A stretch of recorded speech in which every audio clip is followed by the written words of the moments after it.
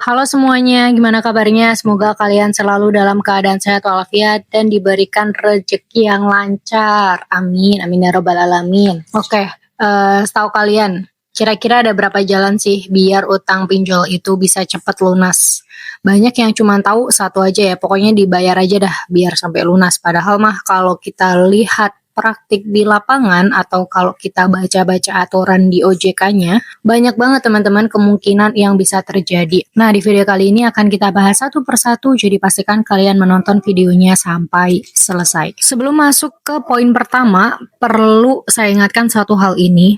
Jangan percaya kalau ada yang menawarkan solusi instan atas hutang yang sudah kalian ajukan. Nggak ada solusi instan, justru yang instan-instan itu malah dipertanyakan gitu. Wah, kok gampang banget ini dengan hutang yang sebanyak ini bisa langsung lunas hanya dengan segini gitu. Itu udah jelas penipuan ya, scamming.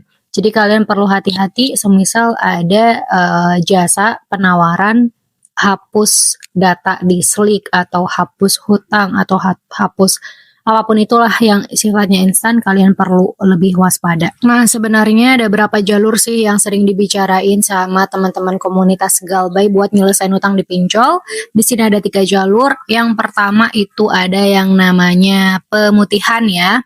Ini istilah yang udah cukup populer. Oke, dan ini nggak termaktub tertulis di regulasi OJK itu enggak.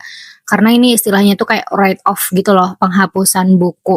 Nah, gimana caranya biar kalian bisa dapet pemutihan ini, biar buku kalian bisa dihapus? Nggak ada caranya teman-teman, karena ini kayak kebijakan internal dari perusahaan itu sendiri gitu loh.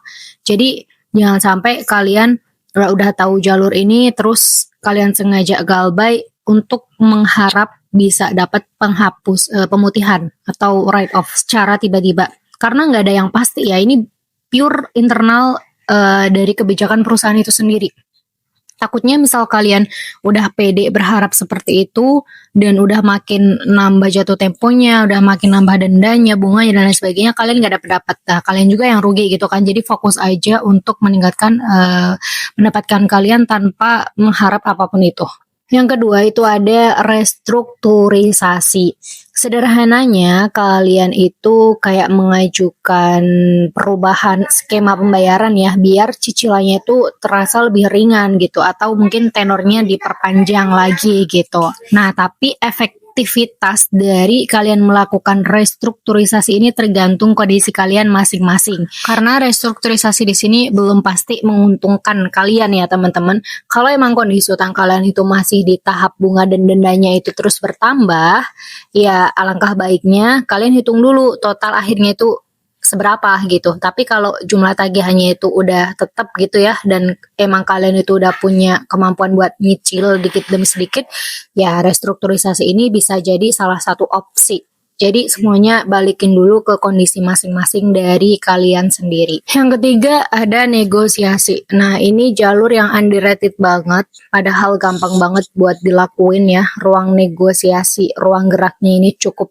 luas. Bisa kalian lakuin ketika kalian merasa ditagih. Misal berupa apa sih emang si negosiasi ini? Kalian bisa aja minta pengajuan penghapusan denda. Atau kalau belum berhasil, ya pengurangan bunga gitu ya. Karena dalam beberapa kasus ada juga penyelesaian yang dilakukan melalui kesepakatan tertentu antara debitur dan pihak penagih dan itu berhasil gitu. Tapi ingat, hasilnya ya belum pas, misal work di satu orang ini belum tentu work juga di kalian. Jadi coba aja dulu negosiasi ini gitu. Gak ada rumus pastinya emang teman-teman di sini. Nah, dari ketiga itu apakah ada yang paling mudah gitu menurut kalian? Kalau menurut saya pribadi sih yang underrated banget tuh negosiasi ini, cuman ya kan belum tentu work juga gitu. Jadi sebenarnya masing-masing dari ketiga jalur itu punya konsekuensi tersendiri dan kalian bisa mencobanya jika itu memang diperlukan gitu ya. Semuanya perlu perencanaan juga, jangan asal pengajuan aja dan jangan mengharapkan sesuatu yang belum pasti juga gitu teman-teman. Yang jelas ada yang lebih penting dari 3 jalur itu adalah seseorang yang tiba-tiba muncul dan itu menawarkan jasa hapus data secara instan, itu benar-benar diabain aja teman-teman, itu udah pasti scamming.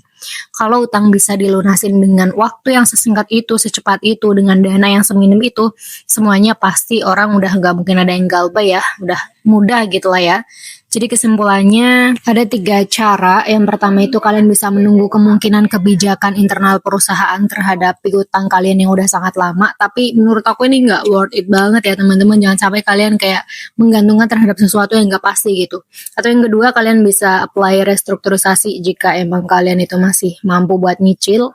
Atau yang terakhir itu negosiasi itu sih untuk mencari penyelesaian yang lebih ringan. Nah itu tergantung kondisi masing-masing, direncanain dulu, jangan langsung ambil langkah tanpa kalian memikirkannya secara matang. Itu aja video kali ini, semoga bermanfaat dan sampai jumpa di video selanjutnya.